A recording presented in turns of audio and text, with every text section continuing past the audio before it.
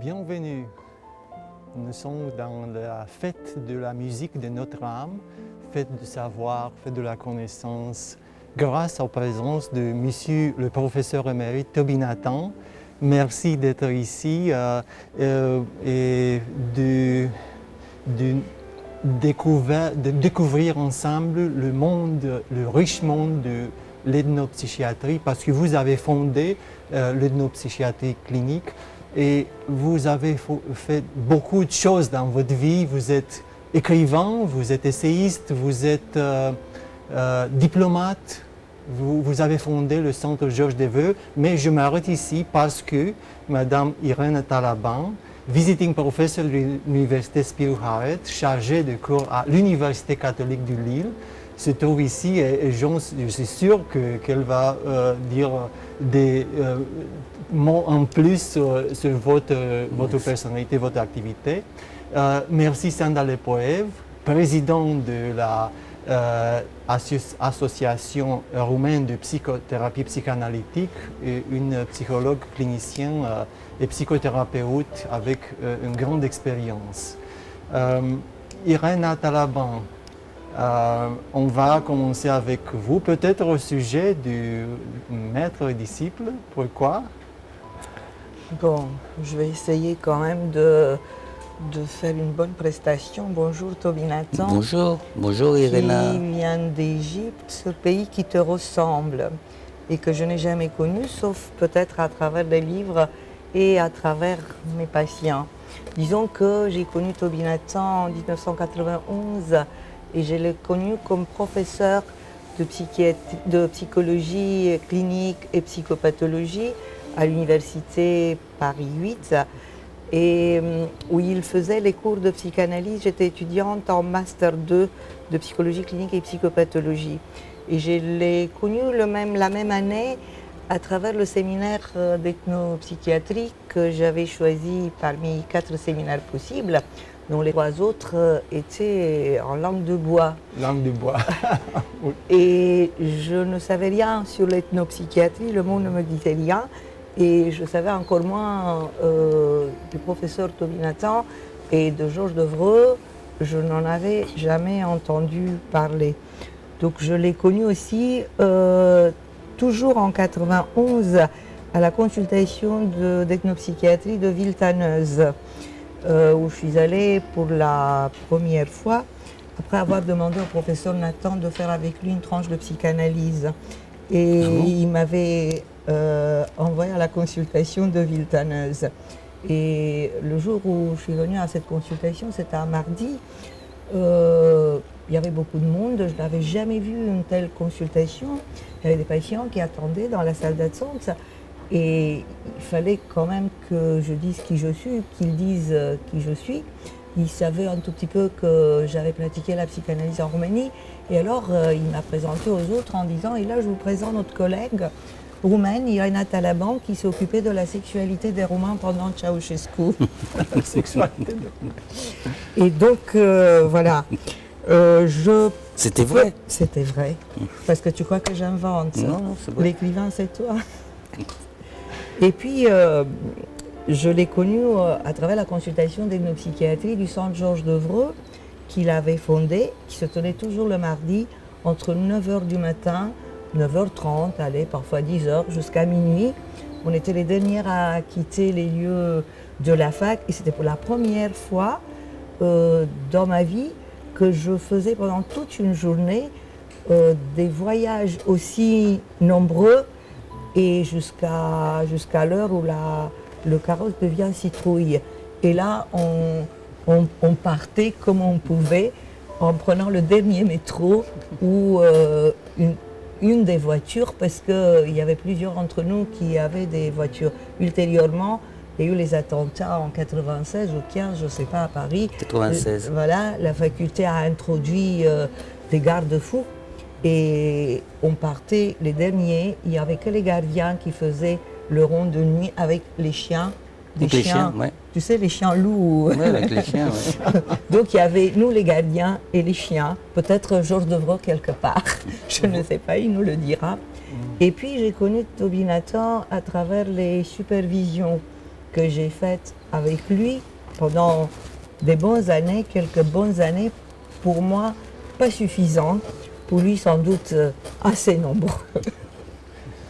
Et là, pendant ces supervisions, ma première idée était toujours mauvaise et j'en avais pas une deuxième. Et puis, je l'ai connu à travers les séminaires des étudiants en thèse, des doctorants, de lundi soir, quand nous partions tous un peu paumés et quand nous disions les uns aux autres, mais quand même, il y a quelques mois, au même séminaire, Toby Nathan avait défini l'ethnopsychiatrie autrement. Est-ce la même chose? On avait cru qu'on avait tout compris et là on se retrouve à devoir reprendre tout à zéro. Et puis, disons que je l'ai connu avec nous les élèves, si j'ose dire, enfin ces doctorants du moins, et je peux dire qu'il nous poussait parfois d'une manière abrupte dans une direction à laquelle on n'aurait jamais pensé, qui nous semblait impossible et qui s'avérait, je ne sais pas comment, d'un coup comme ça, qui s'avérait lumineuse. Je ne sais pas comment il faisait ça, comment il reformulait des questions, mais il les reformulait de telle manière que les questions, toujours les mêmes, étaient radicalement autres. C'est une sorte de, sans doute, de manière d'obliger quelqu'un de produire de la pensée en lui inculquant l'embarras de la pensée.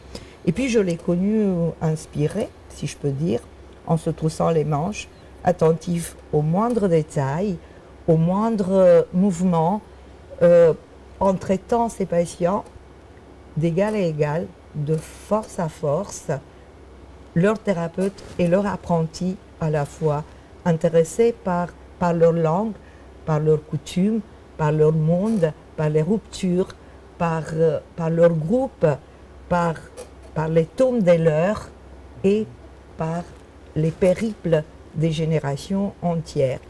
Et ensuite, je pourrais dire que j'ai connu sa générosité, je l'ai connu généreux, cette générosité qui exclut toute forme d'hypocrisie. On parle comme ça des morts? Non. Non? Ah bon? Quand tu seras mort, je serai morte. Bon, je ne pourrai pas parler de toi. Et donc, bon, d'accord. Il faut que j'en parle du temps où tu es vivant. D'accord.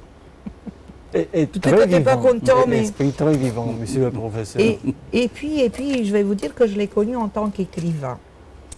Et quel écrivain? Parce que le jour où j'ai lu mon patient Sigmund Freud, qui était traduit en roumain, Pacientul meu Sigmund Freud, je me suis dit, tiens, j'ai connu quelqu'un qui sans doute s'était promené et avait discuté avec Freud dans les rues de Vienne de l'époque. Et ensuite, quand j'ai lu Ethnoroman, j'allais dire que c'est un des meilleurs livres de Toby Nathan, mais enfin, après, il va falloir que je compare et je ne pourrais pas me décider. Je me suis dit, tiens, quelqu'un qui a vraiment connu ma mère. Donc, je suis très contente de l'avoir, que nous puissions le recevoir aujourd'hui, qu'il a accepté de venir être avec nous ici, même si bien sûr il est venu en Roumanie à cause de Georges Devreux. Et je vais lui laisser la parole. Oui. Quoi qu'il dise, ce sera un cadeau. Et pour ce cadeau, je ne saurais jamais lui remercier. Merci, professeur, d'être ici en Roumanie pour la première fois. La Roumanie est la douleur d'avoir un maître. Si vous voulez dire... Alors, bon, d'abord, Irena, elle parle de moi comme si j'étais mort. Mais bon, mais peut-être que c'est son souhait aussi, hein, que je disparaisse. Comme ça, elle pourra parler de moi tant qu'elle voudra. Bon, ça ne fait rien. Je lui pardonne parce que c'est quand même... Elle elle est inspirée. Irena, elle est inspirée. Alors, moi, je suis là. Merci Irena. Merci Mattei d'avoir organisé tout ça. Merci Sanda d'avoir organisé aussi tout ce périple.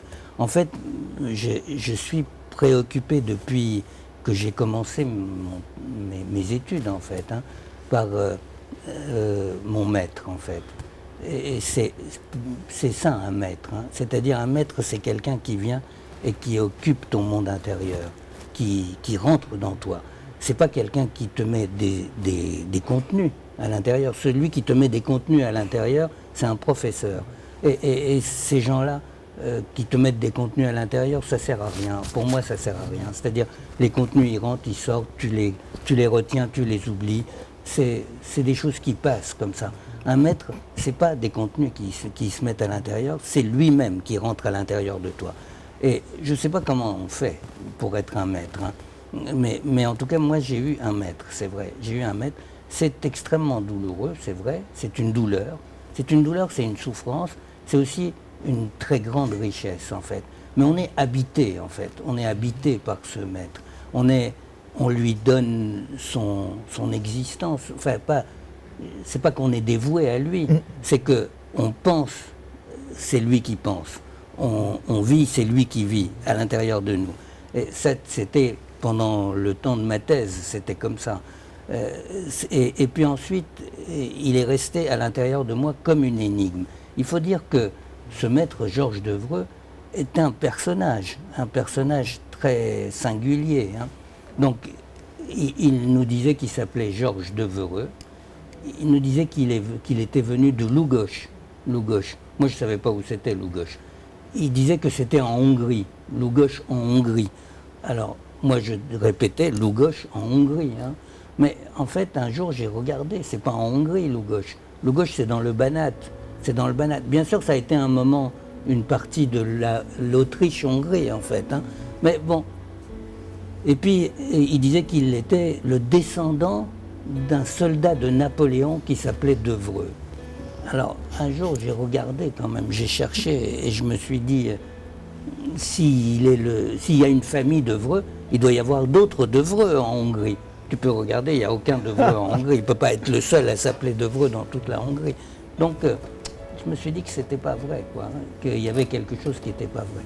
Et donc, j'ai regardé, quand il est mort en 1985, Devreux. Donc ça fait 30 ans de ça. Quand il est mort, on a appris qu'en vérité, il s'appelait Dobo. Il est né György Dobo. Et il est né à Lugos, dans le Banat.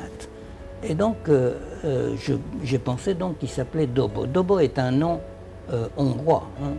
C'est le nom d'un héros du combat contre les Turcs, en fait. Hein. D'un héros hongrois qui a combattu les Turcs au XVIIe, au XVIIIe siècle, je crois. Et donc, bon, dans ma tête, c'était Dobo. Et puis après, on m'a dit, mais non, il ne s'appelle pas Dobo. Donc, il était derrière ce nom de Dobo. Il y avait encore un autre nom et qu'on ne savait pas. Alors, je me suis dit, je vais aller voir à Lugos.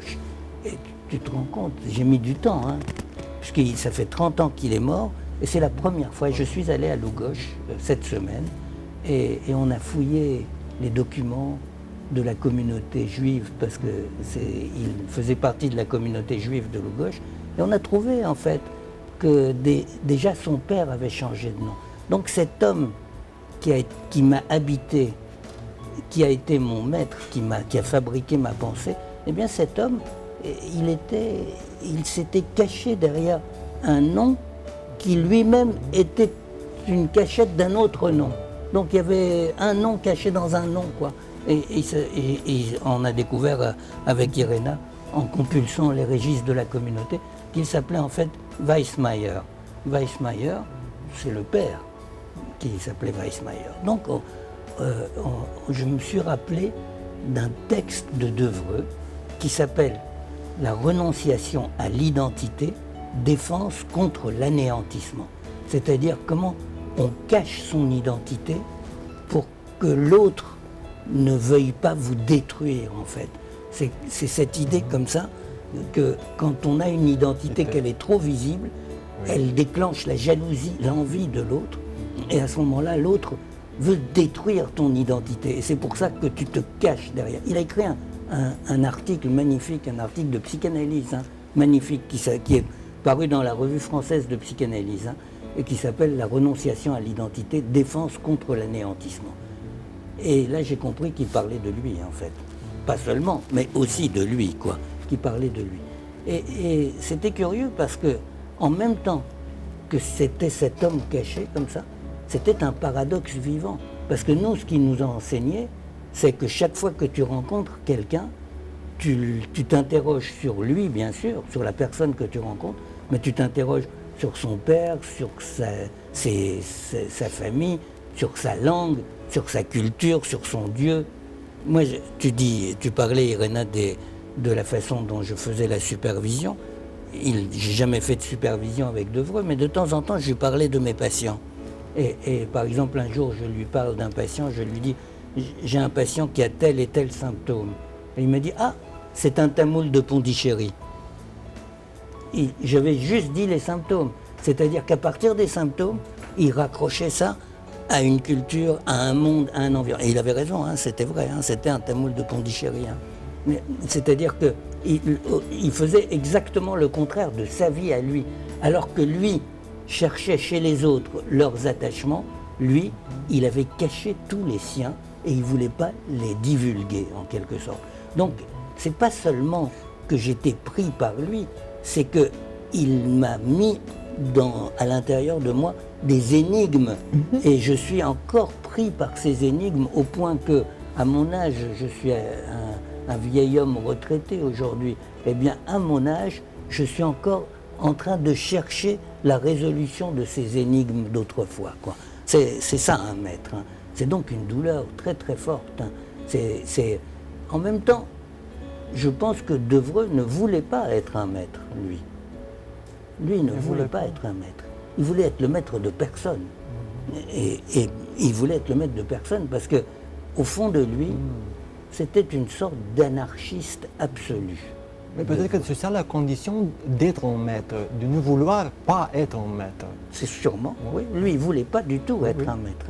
Lui, au contraire, sitôt que les gens commençaient à se confier à lui en disant « tu es un génie, tu as tellement de choses à m'apprendre, tout ça », il se mettait à dire « ah oui, mais je suis déprimé, j'ai des problèmes, ma femme m'a quitté », enfin, il te parlait de ses problèmes. Et tout d'un coup, il se présentait comme le contraire d'un maître, celui qui est faible, qui n'est pas capable d'assumer même sa vie, sa propre vie. Il se présentait comme ça, tout d'un coup, tu étais complètement décontenancé et tu ne pouvais pas te confier à lui. Il avait tellement plus de problèmes que toi, donc tu n'allais pas te confier à lui. Donc, à chaque fois, il faisait ça. Donc tu t'arrêtais tout de suite, tu ne pouvais pas lui parler de tes problèmes à toi. Donc il fuyait cette position de maître et en même temps, il s'infiltrait à l'intérieur de toi. C'était ça, la possibilité d'être un maître. Mais en même temps, il y avait une exigence intellectuelle terrible. C'était une exigence intellectuelle. Je pense que vous avez ici, en Roumanie, un héros que vous ignorez, c'est pas possible. Il faut que vous mettiez en valeur. Il faut qu'il y ait une rue à Lougoche qui s'appelle la rue Georges II, je ne sais pas. Il faut faire quelque chose. Je ne sais. C'est un héros national, à mon avis. Pour vous, c'est un héros national parce que c'était une intelligence brillantissime, quoi. Et je me souviens, j'ai fait ma thèse avec lui, ma thèse de doctorat. Et donc j'ai écrit la presque totalité de ma thèse pendant des vacances. Au retour des vacances, je téléphone, je lui dis « Georges, j'ai terminé ma thèse ». Il m'a dit « Viens tout de suite ». Alors, je pensais que j'allais lui remettre la thèse et puis que j'allais le revoir. Il m'a dit « Assieds-toi là ». Et il a commencé à lire la thèse devant moi. Ça a duré du matin jusqu'à la nuit. Et il soulignait toutes les phrases, non, ça va pas, non, ça va pas, non, ça va pas, tout. Il y avait une exigence intellectuelle absolue.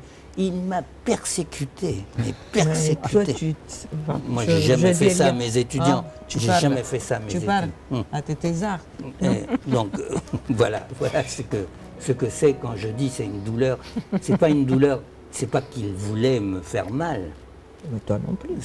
C'est pas qu'il voulait me faire mal, mais c'est son être même qui m'a pénétré et qui continue à habiter mes questions, en fait. Mes questions, pas mes réponses. Parce que les réponses qu'il donnait, je ne suis pas d'accord avec ce qu'il a dit. Hein, je ne suis pas d'accord sur le fond avec ce qu'il a dit. Mais mes questions, ce sont les siennes. Donc mes questions, ce sont les questions qu'il m'a léguées, elles m'habitent toujours. Mais ces réponses, ce ne sont pas les miennes. Hein. Je ne sais pas si c'est clair ce que je dis. Bon, alors, peut-être qu'on va dire un mot. Ça va, c'est clair ce que je vous dis là? C'est très clair. Ah bon. Alors, je vais vous dire, par exemple, sur sa question fondamentale, c'est sur l'ethnopsychiatrie. Ethnopsychiatrie, le domaine, l'ethnopsychiatrie. Et, apparemment, c'est quelque chose de simple. Mais en fait, ce n'est pas du tout quelque chose de simple. C'est-à-dire, quand on reçoit un patient, quelqu'un qui va mal, quel qu'il soit, hein, c'est pas vrai qu'il y a une possibilité d'écoute libre d'une personne. Ça n'existe pas. L'écoute libre, elle n'existe pas. C'est toujours une écoute orientée. L'écoute est toujours orientée. Ça, c'est vraiment une très grosse difficulté de l'écoute, en fait. De orienter l'écoute, en fait. Par exemple, moi, je sais une chose. Hein,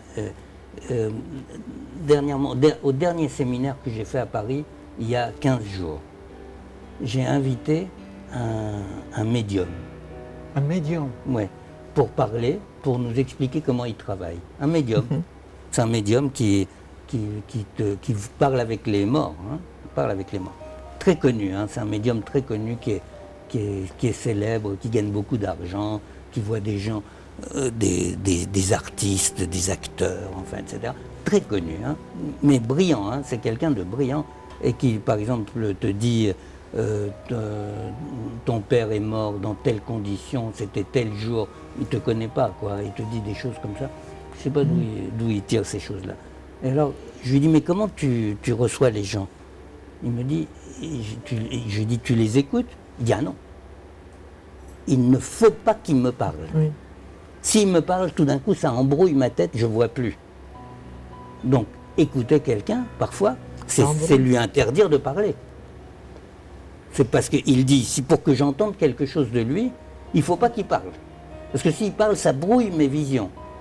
Parce il voit, lui, hein, donc il a des visions.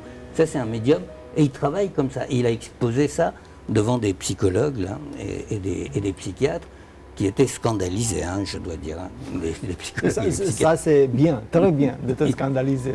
Ils étaient scandalisés, ils disaient, mais comment, mais qu'est-ce que ça veut dire? C'est de l'exploitation des pauvres gens, etc. Ils ont commencé à le critiquer comme ça. Voilà. Ouais. Et on dit, t'es un charlatan. Peut-être c'est un charlatan. Peut-être c'est un charlatan. Mais en tout cas, sa façon de travailler, c'est le contraire de la nôtre. Hein. C'est-à-dire, il dit, pour écouter, il ne faut pas que l'autre parle. Pour écouter quelqu'un, il ne faut pas qu'il me parle. C'est comme ça que je peux écouter quelqu'un, c'est quand il ne parle pas. Donc cette écoute, elle n'est pas évidente, c'est pas facile de savoir qu'est-ce que c'est qu'écouter, quoi. Donc écouter en disant, j'écoute, je me laisse aller à la parole de l'autre, cette chose-là est quelque chose qui est très... J'ai beaucoup de doutes là-dessus. L'ethnopsychiatrie a été une discipline qui dit attention, pour écouter quelqu'un, il faut aussi écouter son univers, ses attachements, c'est-à-dire sa langue, quelle langue il parle. Ça, c'est très important. Par exemple, quand tu lis L'homme au loup de Freud, tu lis l'observation de Freud sur l'homme au loup, à aucun moment il ne dit que l'homme au loup il parle russe. C'est-à-dire, tu lis toute l'observation, tu ne peux pas savoir qu'il est russe à partir de l'observation. Tu ne peux pas savoir qu'il est russe. Pourtant, l'homme au loup, c'est un russe total. C'est un vrai russe, quoi. Il est totalement imprégné de culture russe. Ces loups, ils sont russes. Ce n'est pas des loups...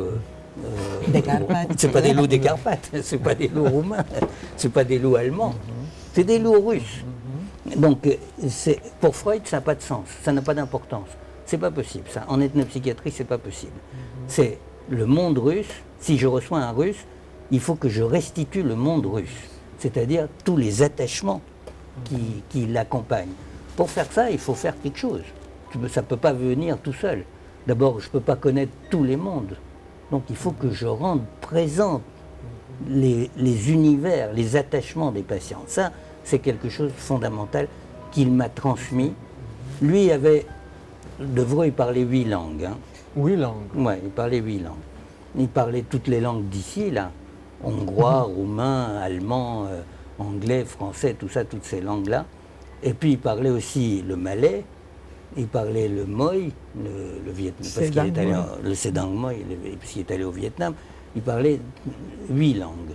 Donc pour lui, il était plein de mondes différents. Mais même si tu es comme lui, tu parles 8 langues, tu ne peux pas parler toutes les langues. Donc il faut bien que tu présentifies ces langues, tu les mettes dans l'espace de la consultation. Donc moi, sitôt que j'ai commencé à faire de l'ethnopsychiatrie, j'ai mis des gens qui parlaient les langues avec les patients. Ça, c'était quelque chose de fondamental. C'était pour pouvoir écouter les autres voix. C'est-à-dire quand quelqu'un vient, il a des voix qui l'accompagnent, des voix voice. Il y a des voix qui l'accompagnent. Ces voix-là, il faut leur donner une existence. Comme ils parlent dans d'autres langues, il faut que cette langue soit présente, quoi. C'est clair ce que je dis. Donc ça, c'est vraiment la question qu'il m'a mis dans la tête. Et depuis le début, j'ai tout fait pour essayer de la mettre en œuvre techniquement. Ce que j'ai réalisé, moi, si j'ai réalisé quelque chose dans ma vie, moi, ce que j'ai fait, c'est de proposer un espace technique où ces choses-là sont possibles.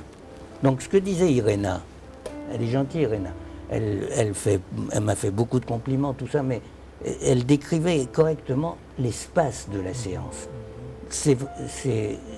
J'ai jamais travaillé seul à seul avec quelqu'un. Je trouve que c'est pas un bon espace pour travailler la clinique. Donc j'ai toujours mis du monde avec moi. Parce que lorsqu'on est deux, on est dans qui a raison. C'est toi qui as raison, c'est moi qui ai raison. C'est tout, c'est toute la question. La question, elle se réduit à qui a raison. Quand on est 3, on peut parler de l'autre en disant il. Ça, c'est fondamental. C'est pas tu et je, c'est il. Et cette parole à la troisième personne, il, ça c'est quelque chose de crucial, quoi. Donc il faut qu'il y ait du monde. Et comme il faut qu'il y ait des langues, j'ai toujours mis dans l'espace comme ça des gens des autres langues pour que cet espace rende possible les voix qui accompagnent les personnes. Et ça marche tout seul. Tu n'as pas besoin de te creuser la tête, tu n'as pas besoin d'être un génie. Devreux être un génie. Moi qui suis un petit, et donc j'ai besoin d'un dispositif technique. Et donc je mets les gens dans cet espace et eux, ils commencent à dire, mais dans la langue, on dit ça. Et à ce moment-là, les choses apparaissent. Voilà. C'est comme ça que j'ai travaillé. Mais c'était la question, c'est Devreux qui me l'a mise à l'intérieur de moi. Hein. Alors, je prendrai juste un exemple, peut-être. Hein. Oui, peut-être. Je voudrais, après la quatrième voix de Sanda, qu'est-ce que tu penses sur ce monde si riche? Je suis fascinée par le monde, la richesse du monde, en effet. Et je crois que c'est presque impossible de ne tenir pas compte de ça. Et c'est tout à fait raisonnable de voir ça.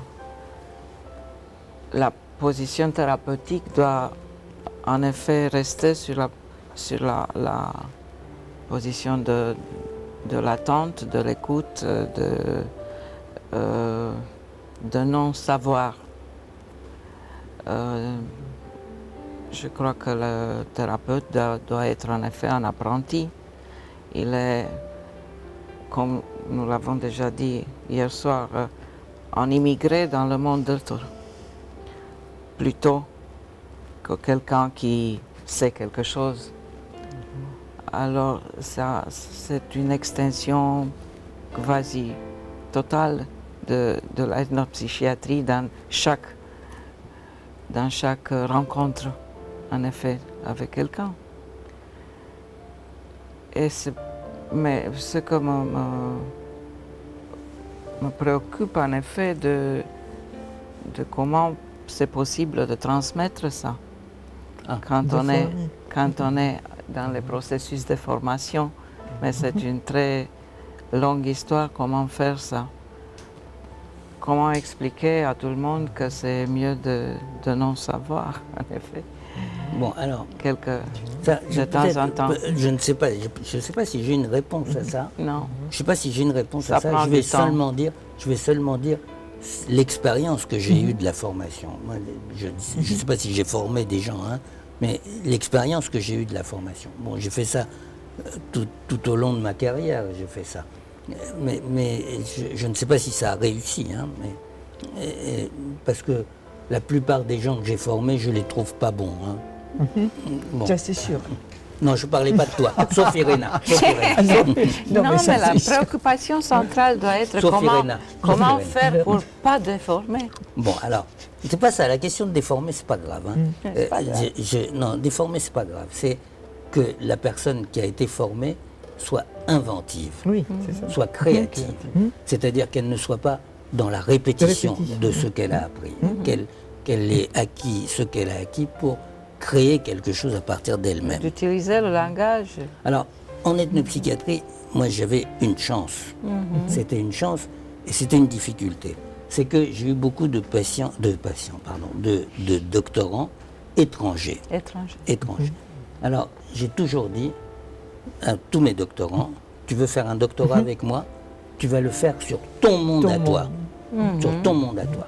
Donc, Lucien Ongpatin, par exemple, qui a fait une très très belle thèse, il est béninois, Yoruba du Bénin. Il a fait sa thèse sur la psychopathologie des Yoruba du Bénin. Nathalie, elle a fait sa thèse sur les survivants de l'Holocauste. Elle-même, elle est enfant de survivants de l'Holocauste. Et donc, elle a fait sa thèse sur les survivants de l'Holocauste. C'est-à-dire, je leur ai dit, tu fais ton travail de recherche sur ton monde. Et donc, forcément, moi je ne le connais pas. Je veux dire, je ne connaissais rien des Yoruba du Bénin avant de voir Lucien Ongpatin. Je ne connaissais rien, je savais leur nom, c'est tout. Hein. Je ne savais rien concrètement. Mais il m'a apporté du matériel. Je lui ai dit, je ne comprends pas ce que tu me dis. Il m'a dit, viens avec moi au Bénin. Je suis parti avec lui au Bénin. J'ai regardé les choses avec lui. Et après, quand il a écrit sa thèse, je pouvais dire c'est juste ou c'est pas juste ce qu'il dit. Ça, cette chose-là, je suis sûr qu'à l'issue de ça, de cette formation, comme moi j'ai été totalement changé par ce qu'il m'a apporté, je savais que lui avait été créatif en fait. Bon, ça, je peux être sûr de ça. Continuer à apprendre avec les apprentis. Voilà, c'est ça. Et donc ça, je peux dire que cette personne-là, elle a bénéficié d'une formation. Je sais pas, je ne peux pas dire qu'il a été formé. Il a bénéficié d'une formation. Il a bénéficié de quelque chose. Irena, elle a travaillé sur les survivants de Pitești. Et donc, parce que je lui ai dit, tu vas aller en Roumanie, tu vas travailler en Roumanie. Hein. Exactement. Et j'ai toujours dit ça à tous mes étudiants. Quand ils ne voulaient pas, quand ils étaient têtus, et qu'ils disaient, je veux faire sur la psychopathologie des enfants, etc. Ils ont fait des mauvaises thèses et ils ont fait après, à mon avis, c'est des mauvais thérapeutes. C'est des gens qui n'ont pas bénéficié de la formation. Donc ça veut dire, j'ai un élément de réponse. Il y a une formation si le formateur est modifié par la formation. Voilà. C'est ça que je peux dire. Mais bon, ça c'est quelque chose de personnel parce que sinon, moi je m'ennuie. Sinon je m'ennuie avec la personne que je forme. Je me souviens de la supervision, je ne vais pas dire avec qui, un des grands patrons de l'Institut de psychanalyse de Paris, la Société psychanalytique de Paris, un des grands patrons. Je faisais ma supervision avec lui. Sitôt que je commençais à parler, il dormait. Et bien sûr, parce qu'il était sûr Non, il était sûr qu'il savait déjà ce que j'allais dire. Il n'allait pas écouter en plus. Hein. Donc il dormait. Bon, il se réveillait de temps en temps, il disait un mot. Et comme je ne voulais pas le vexer, je disais, ah, c'est exactement ça. C'est pas une formation, on ne peut pas dire que c'est une formation, c'est n'importe quoi. Donc bon, moi j'avais de la chance par le fait que les gens que je formais, ils étaient en thèse de doctorat. Donc c'était très intéressant. C'était autre chose. Hein. C'était autre chose. C'était à l'issue de ça, ils avaient un diplôme dont ils pouvaient se prévaloir et qui avait une valeur universitaire sur le marché du travail aussi. Donc c'était une vraie formation qui débouchait sur une vraie existence. Donc c'est une chance, ça. Hein. S'il fallait que je forme quelqu'un comme ça en dehors de tout ça, je ne sais pas comment je ferais. Hein. Monsieur le professeur, vous avez travaillé sur la figure du guérisseur. Oui. Est-ce que tous les guérisseurs sont des charlatans? Oui. Et tous les psys aussi. Ah bon? Oui. Ça ne veut pas dire que tous les psys, c'est des guérisseurs. Non. Alors, non, je veux dire, bon, j'exagère en disant ça. Hein. Si on regarde les choses, ça dépend de quel point de vue on regarde les choses. Comment les guérisseurs sont... j'ai travaillé avec des guérisseurs. J'ai travaillé... je vais te raconter une scène. Tu vas comprendre ce que je veux dire. J'ai travaillé avec une guérisseuse de La Réunion, de l'île de La Réunion, qui était la plus grande guérisseuse de l'île de La Réunion, du pays. C'était la plus grande guérisseuse du pays. Elle était très très connue. Moi j'allais et je me mettais à côté d'elle et je regardais ce qu'elle faisait. Hein. Je dis, moi j'étais professeur et elle était très fière, parce que c'était une femme simple. Hein. Elle était très fière et disait, il y a un professeur qui vient de Paris pour voir comment je suis comment je travaille. Oui, comment je suis professionnel et efficace. Hein. Elle se faisait photographier avec moi à côté. Comme nous, quoi. Oui, voilà, c'est ça. Et il y avait des photos dans le journal qui paraissaient. Ah, c'est ça, va être pareil. Un grand professeur de Paris est venu pour me voir travailler, tout ça. Bon, moi, ça me plaisait. J'étais très content d'être à côté d'elle. Et puis, elle faisait des choses, des choses très étranges. Hein. Par exemple, elle disait, il y avait un patient qui venait, et je me souviens, c'était une femme, et elle disait, ah bah, tu vois, je la vois, c'est tout, je la vois rentrer là. Elle passait la porte, quoi. Je la vois rentrer, je sais qu'elle est prise par un esprit. Donc elle s'adressait non pas à la femme, elle s'adressait à l'esprit qu'il y avait dans la femme, et elle disait, qui es-tu? Qui es-tu? Tu es un esprit malgache, parce que on est à l'île de la Réunion, c'est pas loin de Madagascar.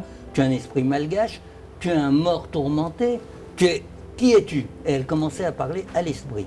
La femme entrait en transe, et puis au bout d'un certain temps, elle chassait l'esprit, et après la femme elle sortait de là et disait, ah, je vais bien. Bon. Donc cette séquence-là, c'est une séquence incroyable. Mais c'est une séquence qui donne raison à toute la théorie. Du point de vue d'un Réunionnais, il n'y a rien de charlatanesque, tout le monde est d'accord. Il y a des esprits, cette femme a un esprit, il y a quelqu'un qui voit l'esprit et qui chasse l'esprit, donc tout le monde est OK. Mais il y avait moi qui était présent. Alors à un moment donné, elle me dit, ça fait très longtemps que tu me regardes. Elle met la femme en transe, elle dit, esprit, qui es-tu, etc. Hop, la femme est en transe, elle commence à hurler, et la guérisseuse s'en va, elle me dit, t'as qu'à faire le reste, toi. Le reste. Elle m'a laissé, elle me dit, puisque tu me regardes là, que tu es mon apprenti, quoi. Oui. Bah, Range les os. Ouais, vas-y, fais la suite. Et j'étais complètement désemparé. C'est là que j'ai compris que c'est pas, je veux dire, c'est pas uniquement du concept, c'est de la technique. C'est de la technique et il faut un savoir-faire. Il faut un savoir-faire. Quelle main tu bouges? Tu la touches pas? Tu t'approches pas? Tu dis des mots? Quels mots? C'est de la technique, uniquement de la technique, c'est un savoir-faire. Et quand j'ai été confronté à ça, moi j'étais complètement désemparé. J'ai dit non, je ne peux pas, je ne sais pas. J'avais vu. J'étais capable de décrire, sur elle. Je n'étais pas capable de faire avec les mains. Quoi, hein. Et je pense qu'on a compris une technique quand on est capable de la faire soi-même. Pas quand on est capable de la décrire avec des mots. C'est quand on est capable de la refaire avec les mains, quoi. Et ça, j'ai mis très très longtemps à savoir faire des choses, hein. À savoir en parler. Tu peux faire ça en 1 heure, tu peux en parler. Mais savoir faire avec les mains. Donc les guérisseurs sont des charlatans si tu considères la théorie qu'ils véhiculent. Mais si tu considères la technique, ce sont des artisans, des artisans très compétents. Souvent, il y a des compétents et il y a des pas compétents, bien sûr. Mais quand c'était elle, elle était extraordinairement compétente. Elle ne se trompait jamais. Et dans les énoncés, et dans les actions, et dans les objets qu'elle utilisait. Le sel, l'eau, le feu, etc. Elle utilisait différents objets. La croix, parce qu'elle était chrétienne, elle guérissait par des prières aussi, des prières chrétiennes. Et donc là, elle ne se trompait jamais. Techniquement, elle était absolument au point. Techniquement au point. Maintenant, si tu parles de la théorie qu'elle avait, c'est un charlatan. C'est n'importe quoi. Je veux dire, cette théorie, c'est n'importe quoi. Mais bon, ça dépend de quel point de vue tu te places. Maintenant, si tu te dis, est-ce que tu es capable, toi, de faire ça, c'est là que tu te rends compte que ce n'est pas du tout des charlatans. Du point de vue de leur théorie, tu peux dire c'est des charlatans, mais du point de vue de, est-ce que tu sais le faire, toi, avec tes mains, à ce moment-là, c'est plus du tout des charlatans et tu es obligé d'apprendre. Et ça, c'est ce qui m'a le plus intéressé quand j'ai travaillé avec les guérisseurs, c'est la nécessité d'apprendre. Alors, j'ai vu des choses, bon ça, j'ai vu ça à La Réunion. En Afrique, j'ai vu des choses beaucoup plus compliquées, en fait, hein, en Afrique. Et là, je dois avouer qu'il y a des choses qui sont restées opaques pour moi, hein. Par exemple, je me souviens, quand on était avec Lucien Oupatine, dont je parlais tout à l'heure, au Bénin, on est allé voir, il y a une association des guérisseurs de la ville d'Abomey. Je fais partie de l'association des guérisseurs d'Abomey. Moi, j'ai pris ma cotisation. Ça fait longtemps que je n'ai pas payé, hein, mais bon, ça fait longtemps que je suis allé là-bas. Parce que je suis devenu ami avec eux, tout ça. Mais il y en a beaucoup, hein. Il y en a des centaines, hein. Donc c'est une grande association, comme la Société de psychanalyse de Paris. Psychothérapie psychodynamique. Voilà. Et président. Voilà. Donc C'est c'est à Paris, là. l'association des guérisseurs d'Abomey. Et donc, un jour, j'ai réuni, je leur ai dit, je voudrais faire une discussion avec vous. Est-ce qu'on peut réunir tous les guérisseurs spécialistes de la folie? Parce qu'il y en a qui sont spécialistes de la folie, spécialistes du mal de dos, ils sont spécialistes de maladies, hein. Donc, on va réunir tous les guérisseurs spécialistes de la folie et vous allez me dire comment vous soignez la folie. Et moi, je vous dirai aussi comment moi je soigne la folie. Donc, on s'est tous réunis comme ça. Et puis, il y avait le plus vieux. Chacun, les jeunes étaient sûrs d'eux, quoi. Ça, moi, ça me plaisait beaucoup de voir ça. Les tout jeunes, ils étaient sûrs d'eux. Ils disaient, moi, je sais très bien faire telle technique. Moi, je sais très bien faire telle technique. Ça, c'était les jeunes. Et quand on est arrivé au vieux, qui était le président de la société, il a dit, moi, je ne sais rien faire. Moi, je ne sais rien faire, il a dit. Moi, je ne fais rien. C'est mon fétiche qui fait tout. Oui, c'est ça. C'est mon fétiche qui fait tout. Et il a montré, dans un coin de la pièce, il y avait une chose comme ça. Une chose, là, je veux dire, c'est là où je dis, c'est mes limites, hein. Moi, je ne sais plus comment on fait. C'est une chose, je ne sais pas comment dire. Qu'est-ce que c'est? C'est un tas de sable recouvert de broussailles, des choses bizarres, quoi.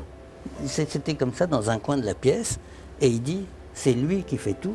C'est comme, il dit, c'est comme un appareil de radiographie, quoi, hein. C'est-à-dire, je lui demande, qu'est-ce qu'elle a, Irena? Hop, il répond. Je lui dis, fais quelque chose à Irena, il fait. Mais moi, je ne fais rien. C'est lui qui fait tout. Il a répondu ça. Et ça, c'était le président de la société. Et là, quand tu regardes le fétiche, tu es complètement étonné, quoi. Tu te dis, mais qu'est-ce que c'est que ce truc, quoi? Et c'est vrai. Alors, je vais te raconter un fétiche comme ça. Bon, c'était pas ce jour-là, c'était un autre jour. Et c'était pas au même endroit. C'était au Burkina Faso. J'étais dans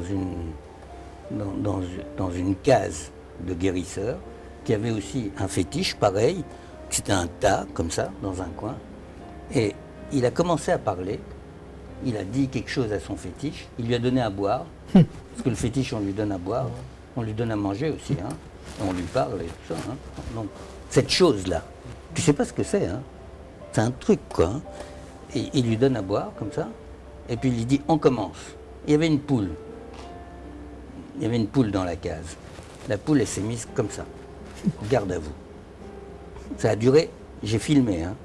J'ai le film. Hein. Ça a duré 1h30. La poule, elle est restée comme ça. 1h30.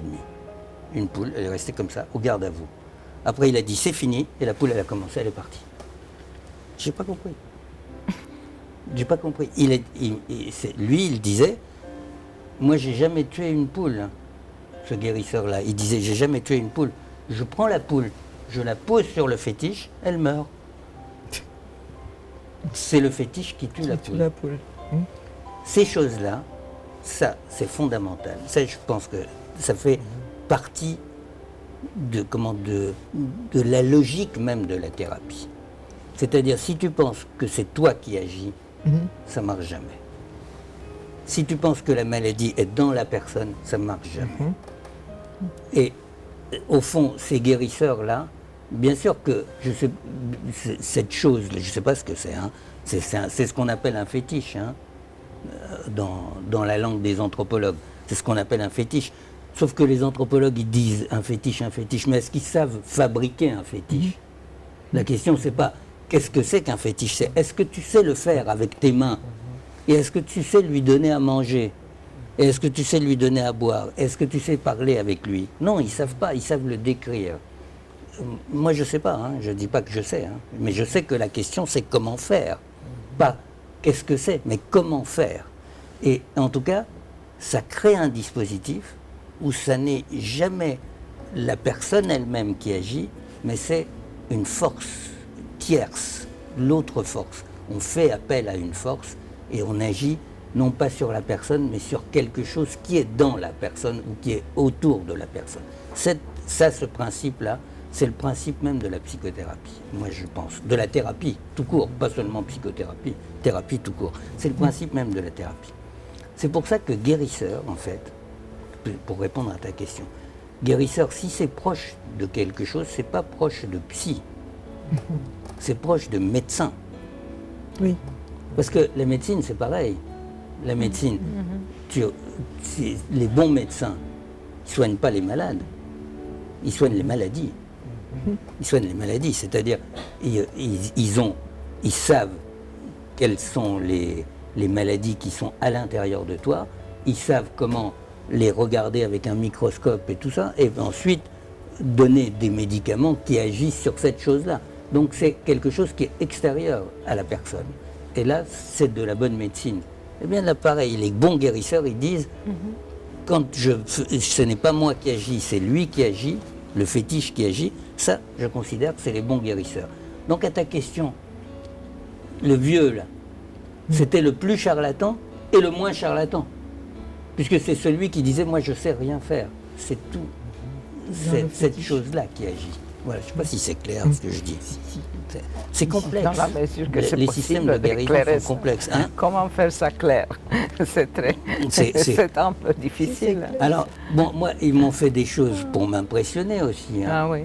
Bien sûr, ils m'ont fait des choses pour m'impressionner, parce qu'il y a toujours ce côté spectacle aussi.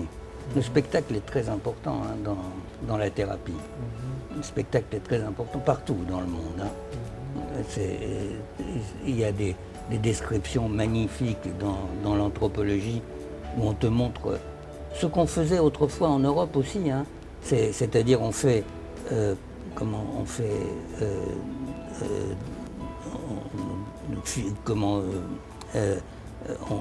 fait arriver devant le patient plusieurs thérapeutes et qui font un concours. On fait des concours de thérapeutes. Les chamans font ça beaucoup. En Amérique du Sud, les chamans font ça beaucoup. Tu as un malade qui est un très grand malade, qui est très gravement malade. On fait venir 3, 4 chamans et chacun fait son truc. Et puis on voit quel est le meilleur, celui qui travaille le mieux. Et c'est un spectacle. c'est aussi un spectacle. Et ça, cette question du spectacle et de la participation de la collectivité à la thérapie est quelque chose de fondamental qu'on a oublié, nous, et je pense qu'on a tort de l'avoir oublié. Ça aussi, c'est quelque chose de crucial. Hein. Alors, ils me faisaient aussi du spectacle aussi, ces gens-là. Ils me faisaient du spectacle. Par exemple, à un moment donné, ils m'ont mis une poterie sur la tête. D'abord, ils me montrent la poterie, et ils l'ouvrent comme ça, elle est vide, il n'y a rien dedans. Mais là, ils ferment la poterie et puis ils me la mettent sur la tête.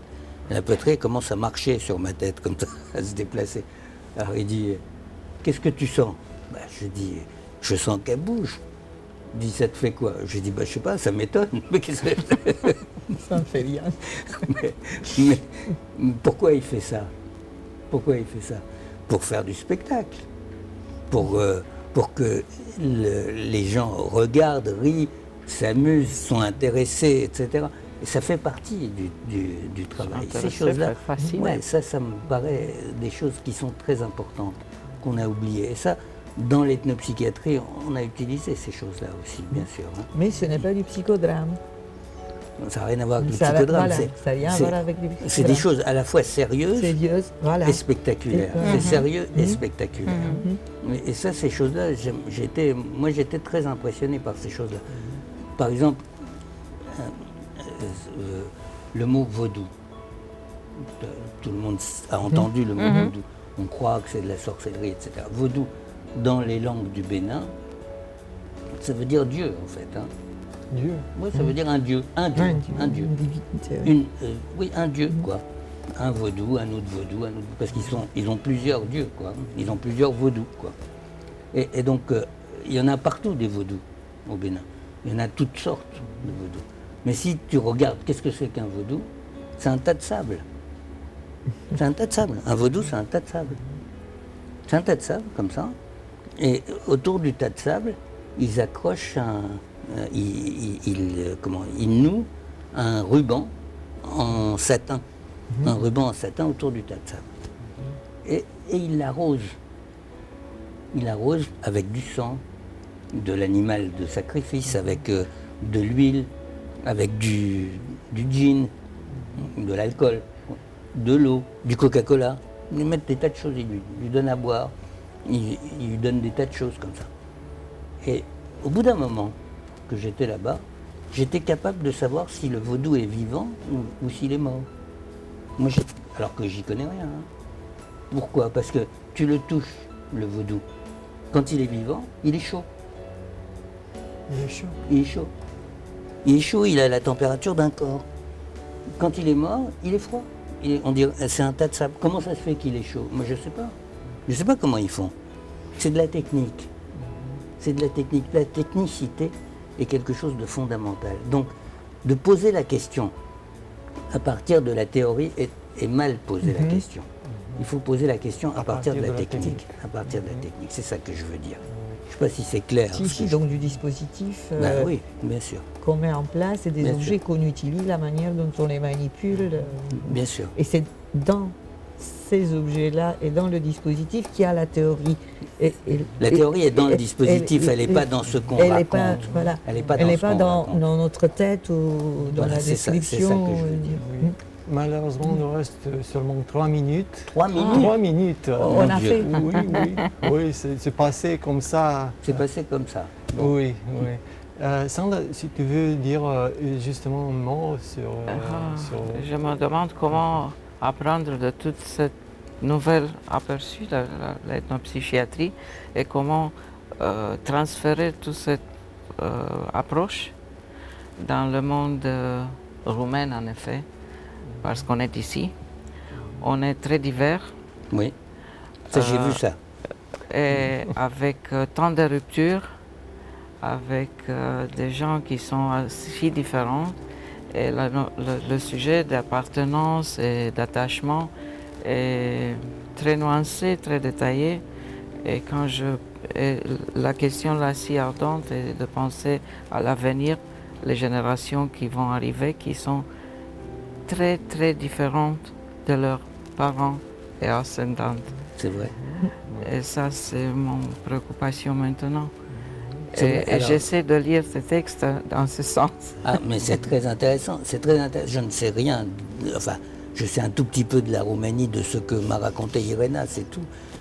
De cette petite promenade que j'ai faite depuis quelques jours, que je suis là aussi, j'ai vu la multiplicité des langues et des héritages qu'il y a en Roumanie. C'est un monde multiple, c'est un monde très très riche en fait. Hein. Je crois qu'il y a un travail de réhabilitation à faire d'abord. Comme j'ai vu que vous réhabilitez les monuments beaucoup à Bucarest. Magnifique d'ailleurs, il y a des immeubles magnifiques qui sont spectaculaires, quoi. Mais vous devriez aussi réhabiliter les savoirs. Les savoirs anciens. Et il doit y avoir des gens qui continuent à pratiquer les techniques. Il faut aller recueillir les savoirs auprès des gens, quoi. Et ça c'est la première chose à faire, parce que c'est dans les savoirs et dans les manières de faire que sont les richesses. Ça, je suis persuadé de ça. Il y a tout un travail à faire et à partir dans les lieux profonds, quoi, du pays, quoi, et d'aller chercher ça. Je crois que ça, c'est très important à faire. Monsieur le professeur Tobin-Nathan, je vous remercie pour cette fête. Beaucoup de cadeaux. Oh, vous êtes gentil. Oui, oui. Vous êtes gentil. Merci Irena Talaban, merci Sandra Lepreuve. Et j'espère que peut-être on va vous revoir en Roumanie. Ah bah avec plaisir, avec plaisir. Merci encore. J'aime beaucoup le pays et les gens surtout. Merci. Merci. Mulțumesc. Mulțumesc.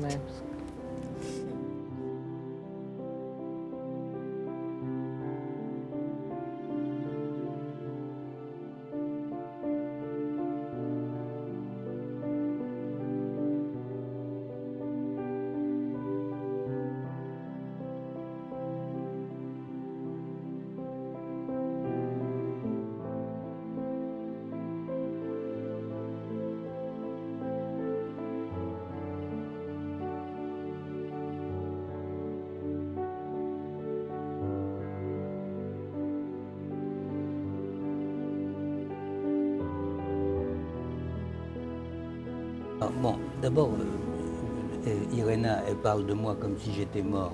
Mais bon, mais peut-être que c'est son souhait aussi, hein, que je disparaisse. Comme ça, elle pourra parler de moi tant qu'elle voudra.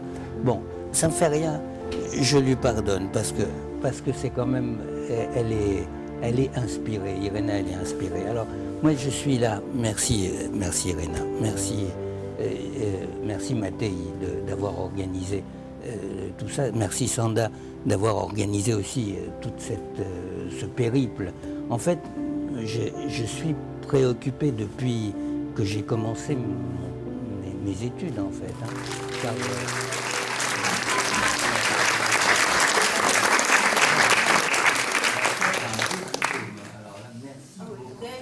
je vous remercie parce que vous êtes ici et que nous avons encore une leçon à apprendre de la part de vous. Merci beaucoup.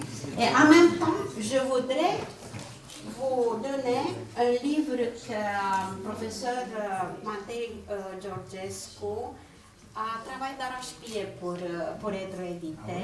C'est en roumain et en français. Walk the talk in Non, en anglais. en anglais, oui. Ça fait, vous commencez à le lire en roumain. Et parce que j'ai... oui, c'est bon, hein? Je pense. Je pense que le volume, le troisième, ça c'est le premier volume, ça c'est le deuxième, repères et tendances dans l'éducation, que je me permets de vous donner à Irena. À Irena, oui. Le temps qu'elle a écrit de moi. Hein. Oui, vous savez, vous connaissez tout. Irena, c'est pour Il n'y a pas de secret. Ce que j'ai réalisé, moi, si j'ai réalisé quelque chose dans ma vie, moi, si ce que j'ai fait, c'est de proposer un espace technique où ces choses-là sont possibles. Donc ce que disait Irena, elle est gentille Irena, elle m'a fait beaucoup de compliments, tout ça, mais elle décrivait correctement l'espace de la séance. J'ai jamais travaillé seul à seul avec quelqu'un. Je trouve que c'est pas un bon espace pour travailler la clinique. Donc j'ai toujours mis du monde avec moi. Parce que lorsqu'on est deux, on est dans qui a raison.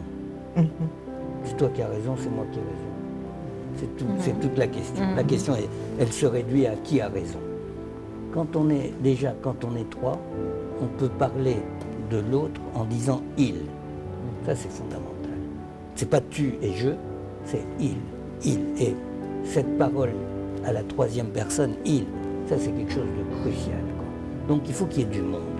Et comme il faut qu'il y ait des langues, j'ai toujours mis dans l'espace comme ça des gens des autres langues pour que cet espace rende possible les voix qui accompagnent les personnes.